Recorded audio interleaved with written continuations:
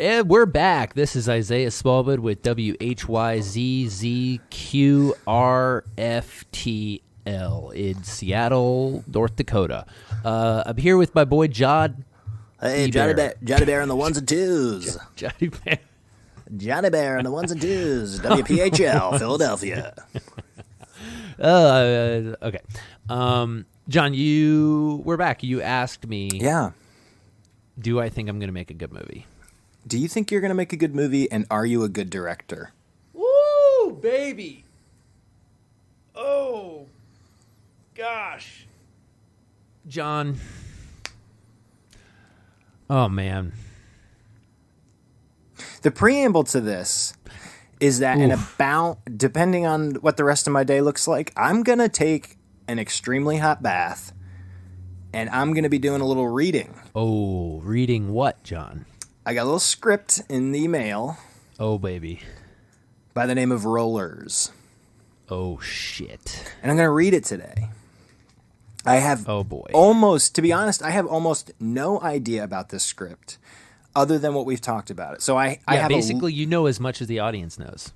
Yeah, totally. I mean, we've talked in private a little bit about it, but you've never really, aside from what we've done on the show, you haven't explained the script much more to me. So I know about as much as whoever listened to this knows.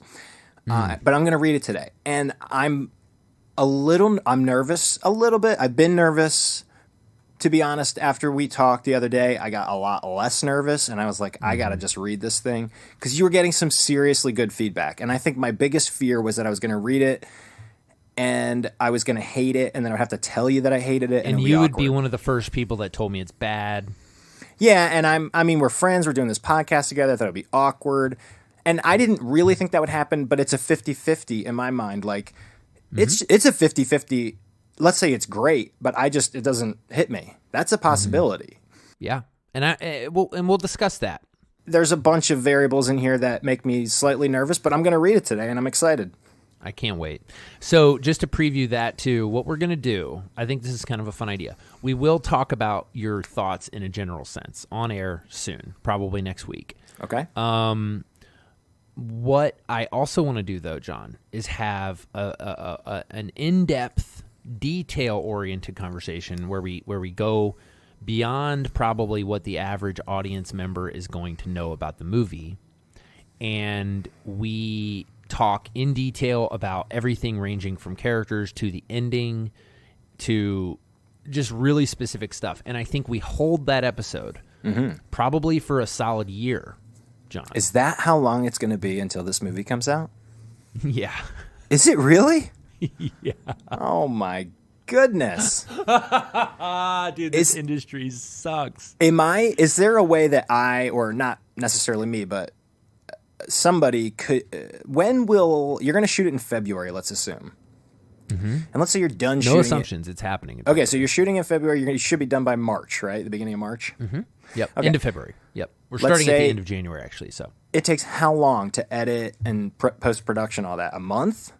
Well, so this is a whole nother conversation that we should do a full episode on. But Sure. I have a co-editor.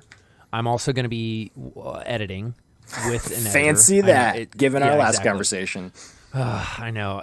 But again, it's soon to be one editor, just you. When that guy's like, you know what?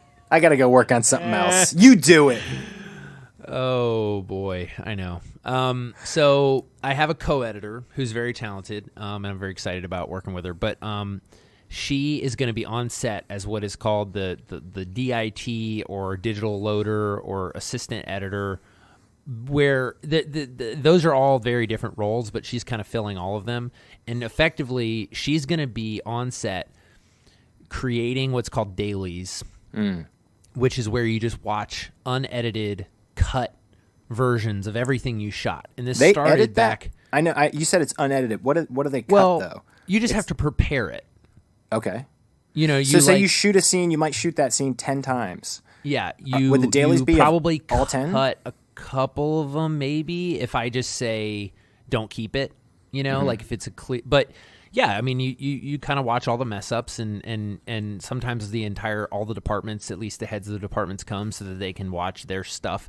This whole tradition kind of started before there was digital playback, you know, so you had to watch stuff to make sure that it was exposed properly and to catch errors and to watch it, because otherwise all you have is real time. There was no video assist. How would they, back in the day when it was on, or if you did it on film, you'd have to go produce that somewhere. I mean, process it somewhere. So, yeah. So, the current process is that most cameras have some sort of, it's called video assist, a digital output where it's a lower quality version, but you see a digital representation. Gotcha. That is very similar to what's being captured on film. Oh, Before that was kind of invented with video, basically. Sure. Like video in the sense of tape. You know, they would, and there were different versions of it. I honestly don't know the details of it. I think there have been people who have like taped a freaking camcorder to the thing. You know what I mean? Sure, Like there's yeah. different levels of sophistication. Before video, though, you had to rush it. They called them rushes sometimes, but you rush them off. As soon as the cans are filled, you rush them off to the lab, and then you usually watch the day before's stuff the next day. And you watch like a sort of shitty version of it. But it's a film print. You know, that's part of the reason film's expensive. So this process, you got this gal who's going to be working on this, and this process will take how long? About a month? I mean, she could easily have a cut, or I would say an assembly, within 2 weeks of wrapping. Okay, 2 weeks after wrapping. Which is not common. Most people don't have it. You know, this is a newer phenomenon, but I like the idea of having an editor on set because I've done it before. And I just, there's downtime for them while they're on set, and I just think it's a better use of time to start putting stuff together so that we can like actually watch scenes, even though they're rough, and start to basically say, yeah, we're still here. That didn't work so well. Let's go back and get it again before we're gone, you know, before we strike the set, before we're out of here. Yeah, that seems like a good idea. Plus, they kind of have a better idea of what's been shot because they're right there seeing Right, exactly. So what I was going to say, though, is how soon can you watch the movie? Yeah, you will some people will probably watch a cut of the movie in March. Some other people will probably watch a different cut of the movie in April. More people will probably watch a cut of the movie in June or July, I imagine, when we've had more time to do like sound and all the details. Yeah. And we'll probably do some test screenings and start getting notes from a broader group of people. But then it'll probably, I hope, premiere at some sort of festival either in the fall or early spring. And then it will probably be released to the public sometime in early or mid 2020. Whew. Yeah. It's a long road. Wow. But it will be presumably in festivals as short as 6 to 8 months after you're done. Yeah, that would be the hope. But it depends on, you know, where it gets into. And Sure. There's only so many festivals, you know. Yeah, so there we are. So what I was going to say, well, there are a few questions on the table. The biggest one being, am I a good director? And are you going to make a good movie? All right, okay. That's like, that to me is a harder question to answer than any other question, to be honest. Yeah. You know, I'm not afraid of you or anyone else saying like, how the heck are you going to convince people to do this? Or how are you going to make a good movie for cheap? Those sort of logistical questions are easy. What's hard is turning it kind of on myself because it's scary, you know? Is it scary because you're afraid of the answer or you're afraid to say the answer? I think both. Let me think on it. I have a song, John, Ooh, that I want to play you. Really? This is a tradition. Hold on one second. I'm going to grab my guitar. Hit us with the jam. Okay, there's a couple reasons I'm playing this song, John. Okay. First, I think it kind of illustrates I'm going to give a little context to the song, John. Okay. In college, I had stopped playing the various instruments that I had gained some proficiency at in the past, and I was no longer really skilled enough at any instruments to be recruited. But the college I went to, there were always bands forming, and there was a really vibrant, you went there too. There was a very vibrant live performance culture. My hall, we would host shows, and, the Catacombs had Catacombs Folk Fest. Shout out to Catacombs Folk Fest. And it seemed like twice a month there was a festival of some kind where there were live performances. And so I was constantly frustrated because I'm a performer, I wanted to perform, but I was not proficient enough at any instruments to be recruited into anyone else's bands. You know what I mean? Yeah. And so I made a decision that I would start my own band, and it would be a Cake cover band. Are you familiar with Cake? Ooh. Oh, yeah. Okay. And we called ourselves Tort. Tort was a band that I started, but there were certain guidelines to this band. The first was that we never play Cake songs. We never covered actual Cake songs. We're a Cake cover band, but we don't play Cake covers. We don't play Cake covers. You just ate cake while you played? Not even. No, it was just we just didn't. Cake had nothing to do with it. And then the other rule was that I was the only permanent member of the band. And I'm not making this up. That was my rule. And I did sometimes play with people multiple times, but Tort probably played 8 or 9 times total. And most of the time it was different people, and we covered everything ranging from a couple Flight of the Conchords. It was a cover band, but we played some Flight of the Conchords. We played Feel Like Making Love by Bad Company. We did some Rolling Stones covers. We did we did all sorts of stuff, and I would just I would recruit the people that I felt like would make the best band, and sometimes those were not the same people, and I didn't realize at the time, but that very much relates to what we were talking about. Like, I didn't fit into anyone else's group, So you made your own? So I made my own group. And one of the things that I did was one day I decided to, there's all these amazing performers and amazing singers, and it was Christmas. And I decided that I was going to sing the song, the famous, the unmistakable, the overplayed, "Oh Holy Night." Good song. I decided that I was gonna perform it for everyone. So, and there's a thematic relevance to why I'm performing the song, but we'll cover that afterwards. I feel like I should turn my headphones down because I know how high this song goes. It's high. All right, hit ready? me. I think. Oh, holy night, the stars are brightly shining. It is the night of our dear Savior's birth. Long lay the world in sin ever pining till he appeared where the soul felt his worth. The thrill of hope, the weary world rejoices for yonder break a new and glorious morn. Fall on your knees, oh hear the angel voices on high, divine, oh night when Christ was born, oh night, divine, oh night when Christ was born.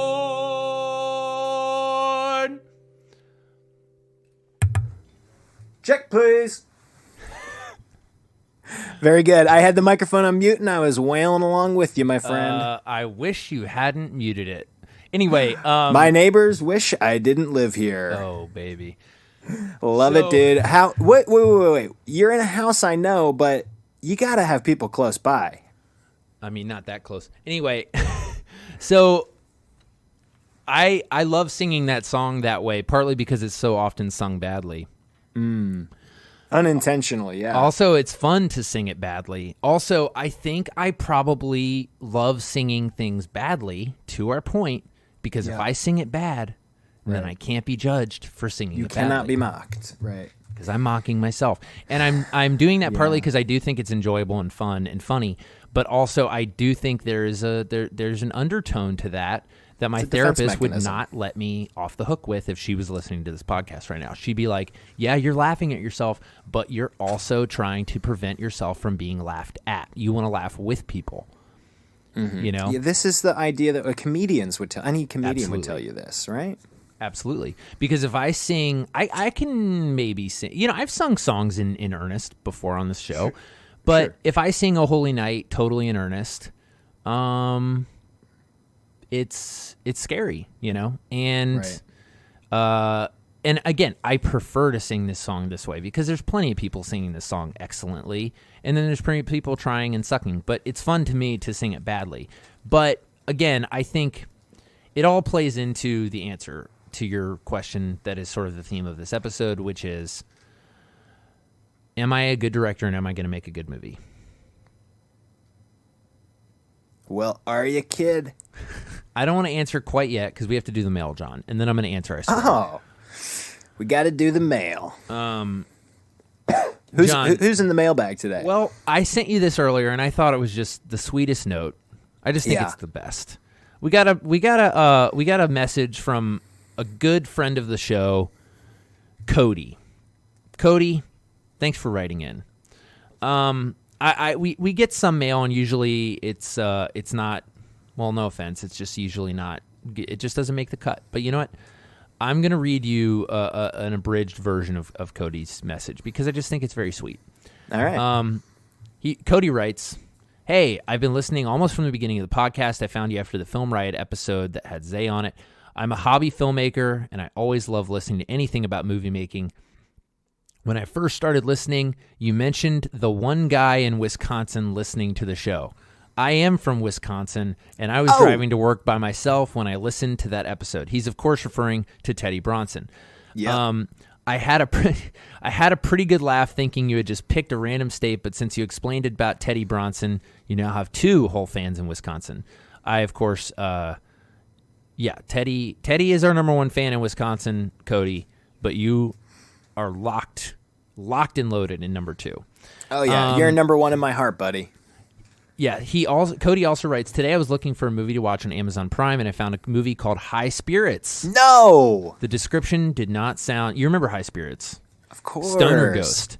Stoner Ghost, the description did not sound as good as the movie you talked about making, and they had no mention of ghosts smoking weed, so I think we're in good shape. I love the podcast, and I always wait in anticipation for the next episode. I also really enjoy the Rabbit Trails and Side podcasts you do in the middle of an episode." Thank you, Cody. That is super sweet. That is the nicest thing I've ever been written in my entire life. I'm married. I've got 2 kids, and that's the sweetest thing anyone's ever said to me. Ballin'. Same. Even though you didn't mention me at all, love you 100, bro. John, he clearly was referring to you when he talked about side podcasts. When he said all that nonsense you guys do in the middle. Yeah, exactly. That is very nice. Love it. Did anybody take our challenge of writing up like their depressing life story for us? No. Good. Probably for the best. We had like 1 or 2. That's right. Man. We did read Archie's on air. Mm-hmm. His made me feel extremely uncomfortable about our military. Mm-hmm. I know. Just kidding, Archie. Go, Archie. Keep on rocking in the free world, buddy. Okay, so I'm gonna stop pussyfooting around. Yeah. You know. All right, I'm really not trying to be cagey. I just don't like being on the record with these kinds of things, you know, because, because I am not as. It's a paradox. Like, I think the answer to this question is a paradox. It's simultaneously true and false at the same time. I think that wow, it's like hard for these words to even come out of my mouth. I'm not being like funny right now. I keep stopping subconsciously, I think, is like an anxiety defense mechanism against possible future failures. But I'm going to force them out. I think I'm a good director. There you go. And I think I can make an excellent movie. And in 10,000 years, where you're standing, there's going to be a glacier, so it doesn't matter, my friend. Yes. Or even worse, somebody's going to do a super, like you're going to be on Super Deluxe and there's going to be clips from your movie of people acting so atrociously that it's laughable. And it's going to be cut next to you on this podcast being like, I'm a good director. And then it's going to be like, hey, welcome to Rollers. Oh, yeah. That's the fear. That's the real anxiety that you're going to end up as an internet joke. Yeah. Or that. Sorry, I should be putting my fears in your head, my friend. No, it's good. It's true, though. That's what I'm worried about. I'm worried about, again, if I say, I'm okay. Then if I'm good, people are like, oh, my gosh, he's so humble. Oh, my gosh, where did he come from? But if I'm like, yeah, I'm really good. I'm the best. Then when I'm not the best, I look like an idiot. Yeah, even if you're good, but you said you're the best. Me and my son watch these boxing matches, and there is I have a real hard time with this because before the fight, you got two guys that are so braggadocious. You kind of have to be. You got to pump yourself up to believe that you're going to kill this guy. Yeah. Yeah. You watch these guys. I'm going to kill him. I'm going to kill him, his family. I'm going to punch him so hard his brain's going to go out of his head. And then you see the guy about 45 minutes later just a beaten man. You know, what does that guy say then? It's crazy. Yeah. But if that guy is standing next to the other boxer and he's like, I don't know, I hope I do okay, he's fucked. No, you're right. He's already fucked. I know. And it's just so hard because, yeah, dude, it's hard. Because you're right, man. I know if I go into this thinking, if I start right now telling people, yeah, I'm hoping for the best, this movie's not going to get made, dude. Have you been saying that? No, but I also haven't been saying. I've been very sparing with my pump up talk, you know, and I need to be less sparing with it because the truth is I am really excited. The truth is, I think I actually let me explain why I think I can make a good movie. And why I think I actually might be a good director. It's not because I think I just have this innate ability. You know, I think that I could be a good director, again, the same way that a good Formula One driver or a good basketball player or a good head coach can do those things. It's because I have had people like my parents, my grandparents, my friends, my teachers, our society that values people like me, white men. I am a beneficiary of a broken system that gives white men advantages. I am very aware of that. And I feel like I have a duty to steward those opportunities that I have been given as a dude in a society that values dudes, and as a white dude in a society that values white dudes. I have a job to make as good a work as I possibly can, to make everyone proud, and then to open doors, I think, for other people. I do think that that's part of my calling a little bit, is to like lead people artistically, but also from a business standpoint, to lead us into perhaps a better way of doing things. And I think that the reason I partly mention that is I do think that desire, which is deeply embedded inside me, is perhaps part of what makes me a quote-unquote good director. You know, like the fact that I have the desire to change things and to be excellent, and the motivation and the fact that I have been given the opportunities that I've been given. It's the combination of all of those things simultaneously that I think could make me a good director. The same way that you can be a good basketball player, but if you're not exceptionally talented and given the right opportunities at the right time, you will never have the opportunity to be a truly excellent basketball player. And so am I an excellent director? No, I don't think so. Could I become an excellent director if this movie is good enough to give me an opportunity to make a second, third, fourth, fifth, sixth movie?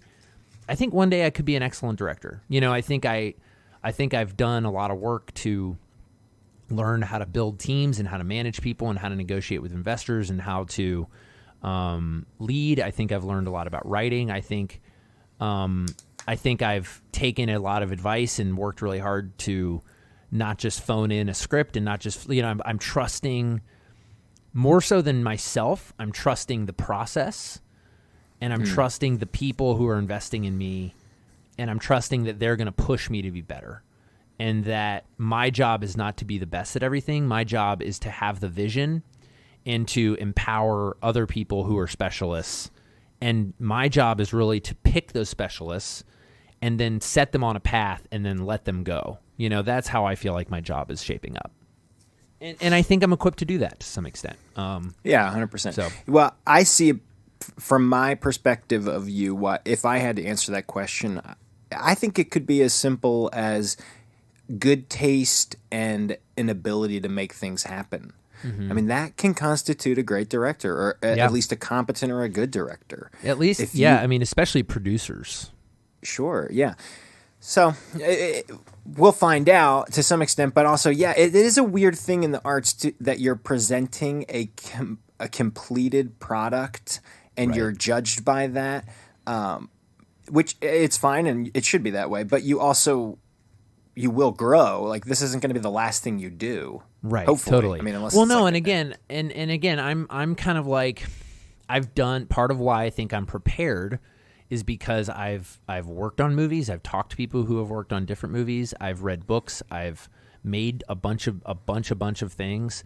And I am, like I said, I'm trusting the process. I'm trusting that by putting the work in, I will automatically make something better than if I don't put the work in. Now, you can't just work your way into having a special spark, but that's part of what I'm trusting, is that by waiting as long as I did to make, not that I waited forever, but by not just rushing into making this movie, by waiting until I had an idea that was like, I got to make this.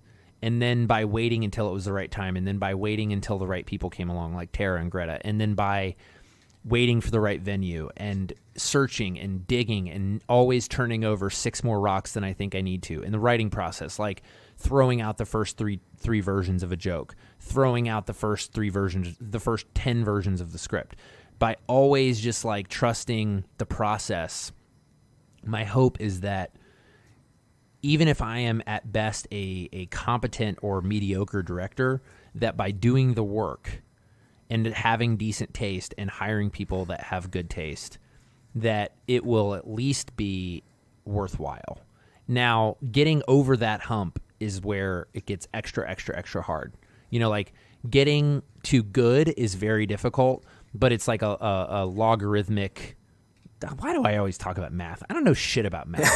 But that's correct though. Like, it's logarithmic. Like, there's like 99% of, let's take golf, because I used to play golf. I still golf sometimes. Most people who play golf never break 100. Mm.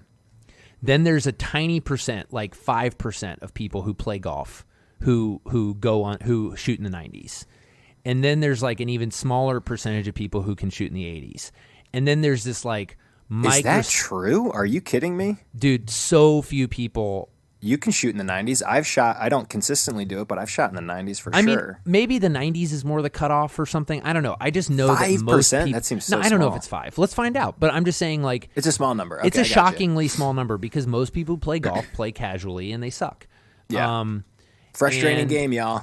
Yeah, exactly. But my point is, what I'm really getting to is, regardless of where the big cutoff is, the reality is, like, in terms of like 95 versus 5%, the reality is that the biggest cutoff is between pro players and excellent amateurs. That's easily going from being a scratch golfer, which for those who don't know is where you shoot below par, which par is the expected number of strokes that it takes to finish the course, 18 holes. Being a scratch golfer on a non-championship course from the white tees or even from the blue tees is so fundamentally different from being a scratch golfer on a championship course with people standing around watching you shooting from the championship tees. Yeah. That is a completely different game.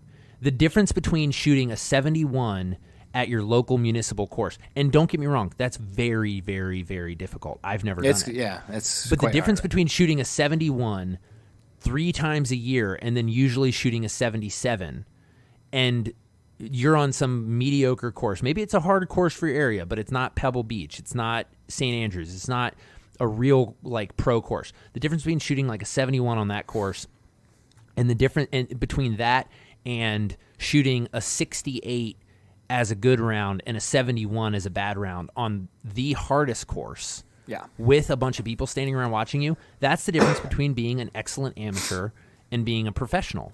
And that is in the difference between running a 100-meter dash in over 10 seconds versus under 10 seconds is the difference between being an Olympian and not being an Olympian.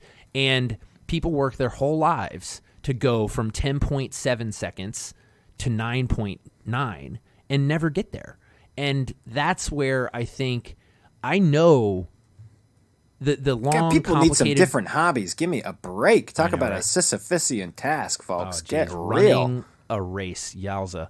But some people Yikes. love it. But my point is, I'm really rambling. But my point is that like I feel confident that I belong in the situation I'm in, which is that I feel like I am confident that I belong in this situation where I am making a small movie with high expectations. I do not think I have earned that much more than that at this point, because does it make sense? Like I feel like and that's fair. I the think challenge that's that very is in fair. front of me, I belong here, and I feel I've produced other people. I've seen many others. I feel as qualified or more qualified than any of those people that I have bet on in the past. Now, does that mean I would trust myself with a different, much bigger movie? Not necessarily. I mean, it's a different thing, and so it's hard to judge. But I think that's another sort of meandering answer is like, I want to get to the point where I don't think I'm Tiger Woods, but I want to get to the point where I would have a shot at winning the Masters. Not just like playing in 3 championships or like 3 pro PGA tournaments and like placing in the top 50, making the cut, whatever. That's fine. I would love to have a career. I'd be very grateful for the movie version of that career, which is like you make some movies. Some of them are good. Some of them aren't that great. You probably aren't really remembered, quote unquote. You probably don't win any major awards, but like you work, you make movies. That is so hard. Like getting to that point is so hard. And again, this is very difficult for me to say because I hate being on the record, but I think that if some things line up, some things that are out of my control, that I probably could fill that role in the industry very well. I think I'm suited from a personality standpoint, and I think I've done the work in over the next decade, for example, to sort of work my way into that type of job. But I don't see, and this has been a recurring theme, I don't see any reason to not try. I don't see any reason to shoot for that. Like if that's where I land, great. I would be thrilled. I would be so grateful. But I kind of want to try to make something amazing, I don't, and again, that sounds obvious, but it's weirdly not obvious because film is so practical. It's so logistics heavy. It's so money heavy that at the end of the day, it's like a startup. Like you want to start Facebook. Well, I don't know about that. I don't want to start Facebook. Facebook seems kind of evil. But like you want to start Slack, or you want to start, you want to start Patagonia. But the way you start a company like that is that you start a good company and you learn how to run a good company. And then it grows and it becomes great once you are already like excellent. And it's just weird because What were the 2 companies you said? What and Patagonia? Slack.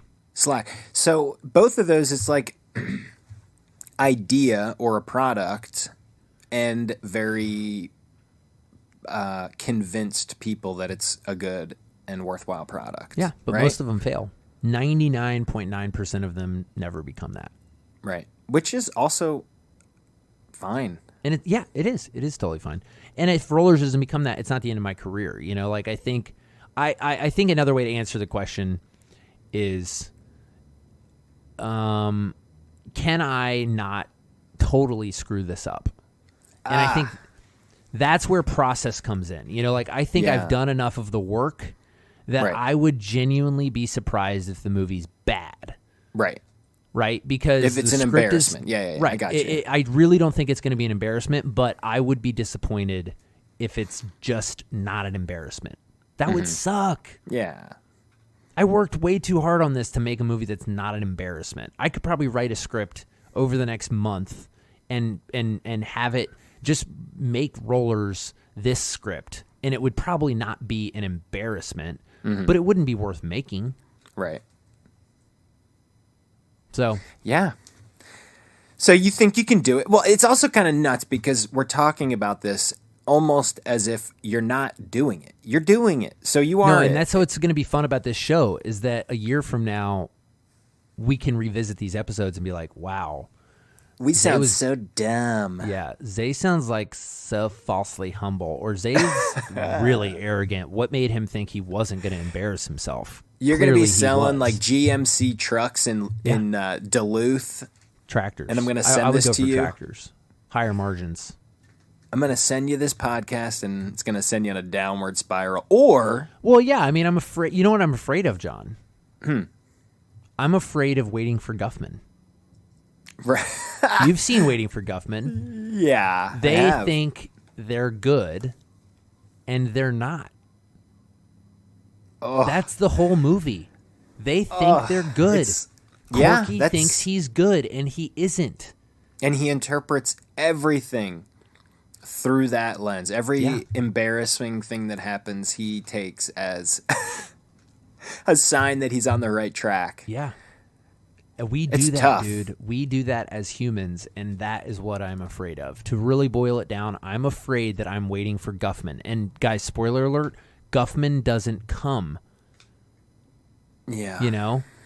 The guy that they think is Guffman, the Broadway producer who's going to make all their careers, which, by the way, anyone in the industry immediately knows, and obviously anybody else, but anyone in the industry knows, like I know so many people who are Hollywood producers.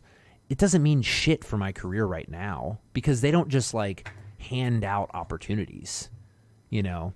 Like people are like, well, if I could just meet the right people. I'm like, no. That's not how this works.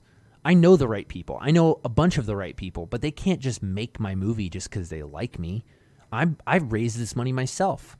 Like that's what I mean, we should actually, that would be a really good episode. Like you're not as close as you think, I think is the reality, the harsh reality that I would give to a lot of aspiring filmmakers.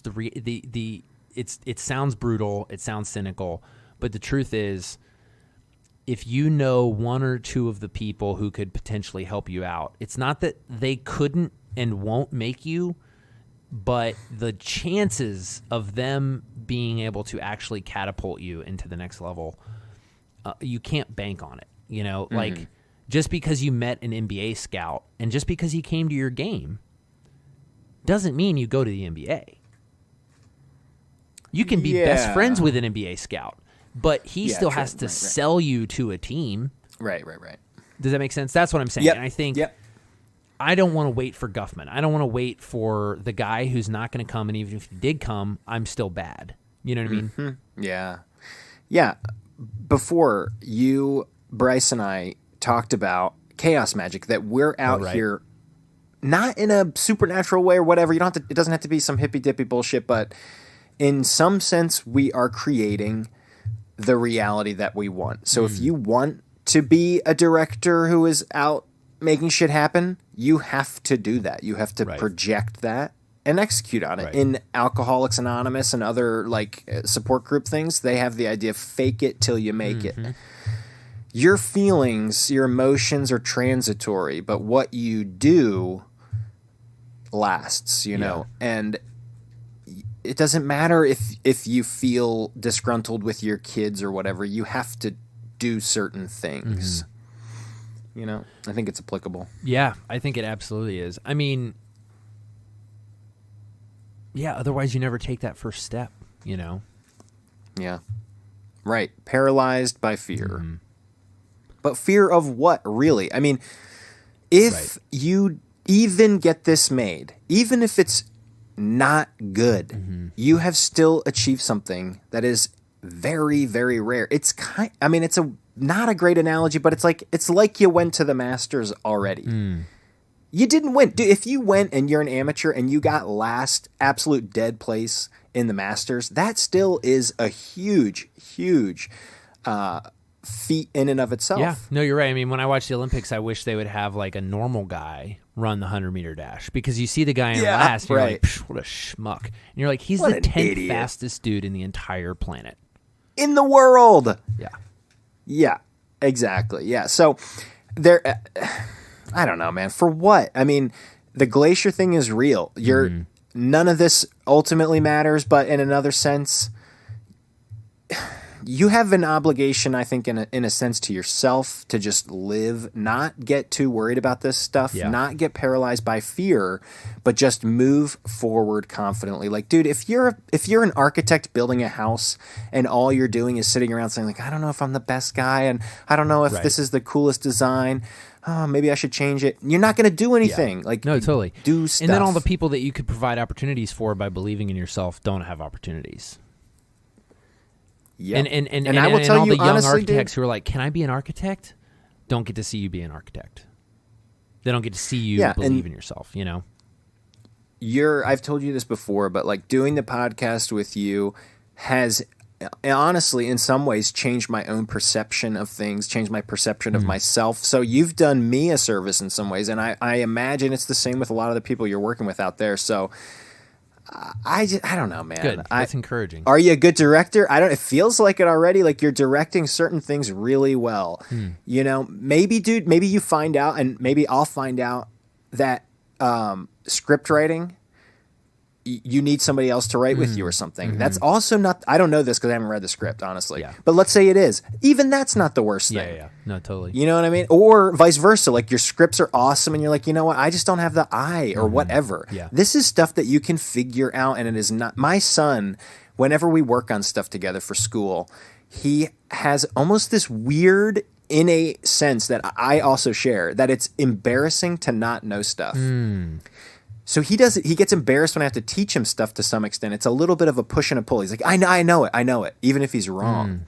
And I say, listen, man, your teacher, me, everybody, nobody knows this stuff. We have to learn it. We have to get better. There's no shame in this. It is part of being a human. And I feel that natural impulse. It's almost an embarrassment if somebody has to teach me something. And it's ridiculous. We're out here growing. We're trying to get better. We should be doing the best we can with what we have. It is the story of the talents. And the thing that you didn't mention in that is the very famous line of to whom much is given, much is required. And in the story of the talents, they give out different amounts. And so the guy, even if you get a little tiny bit and you come back and you've doubled $10, you've shown yourself worthy. You had a little bit, but you made so much with it. And the guy who had a ton and just buried it, even though he brought back the same amount, which was a lot, he hadn't done shit with it. Right. So it's worthless. You're just coming back to me with what I gave you. That's not good. Right. So you have some talent, you have some level of talent, and you have an obligation to explore it and perfect what you are good at, or attempt to perfect it, right? I think we're called to do that as humans. Yeah, I think you're right. I think and I think that's, well, I appreciate that. Thank you. And that's a good word. And yeah. Oh, Brother Zay. I think preach, John. No, but man, I agree. And again, I think I'm beginning to come to, again, these words are hard to get out of my mouth because I don't want to have like a messiah complex, but there is part of me that's like, for whatever reason, I have been put in this situation, and for whatever reason, other people want to make this movie and not a different movie, and I don't need to understand exactly why. Period. You know, I don't need to understand why they're betting on me. Or, you know, that's almost irrelevant. You know, like I'm trusting the process and I'm trusting smart people. And again, I owe it to them to do my best. And they're they're grown-ups, and they can choose to not bet on me. That's their risk that they're taking, and I don't owe them anything more than I promise. And what I promise is not perfection, and what I promised is my best, and effort and process.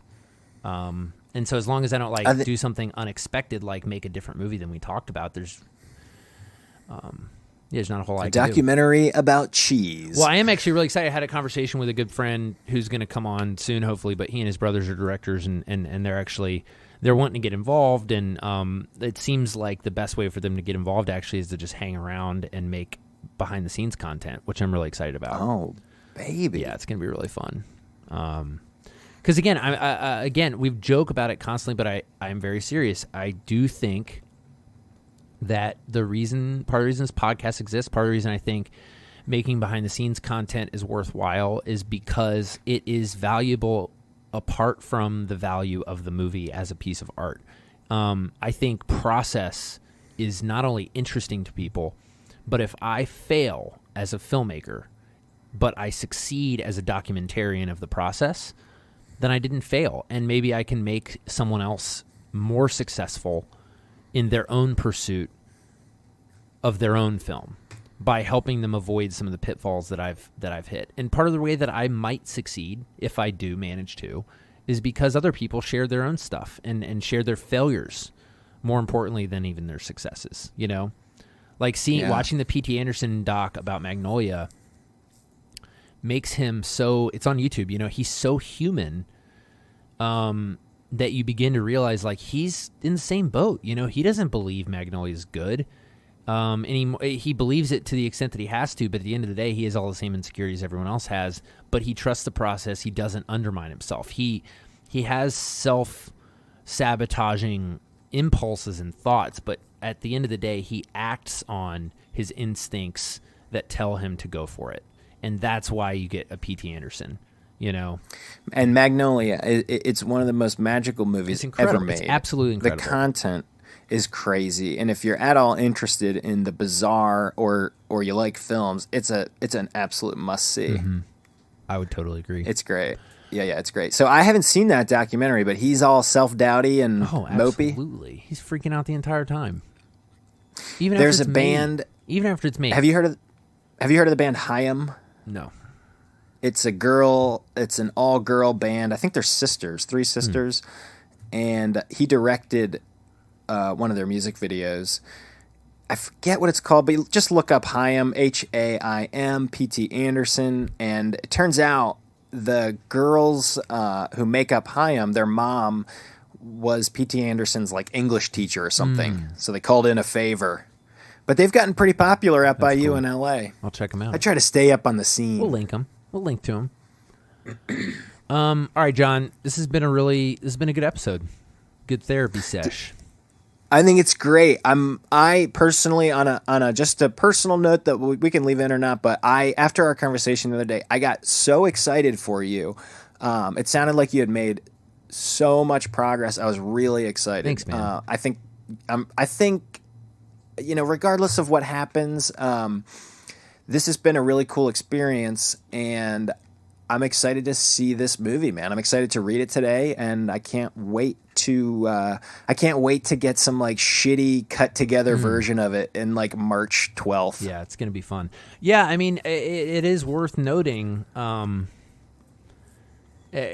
first of all, thank you, and also it is worth noting that this is that point. Like we are transitioning from what's called development, which is idea-based and team-based and very startup-y, to pre-production production. And there's a very in the studio system, there's a distinct moment that happens. It's a little less where you get a green light, you officially start getting money, but it's a little more nebulous in the indie world, but that is where we're at. We're at the point where we are greenlighting the movie. We are writing checks. We are putting deposits down. We're signing contracts.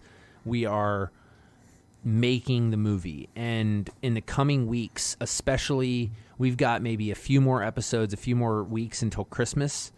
But and then I'm going to take a nice real vacation. I didn't really rest much over Thanksgiving. I'm going to actually rest, which scares me because I'm scared to take time off from the movie. But the reality is I need to.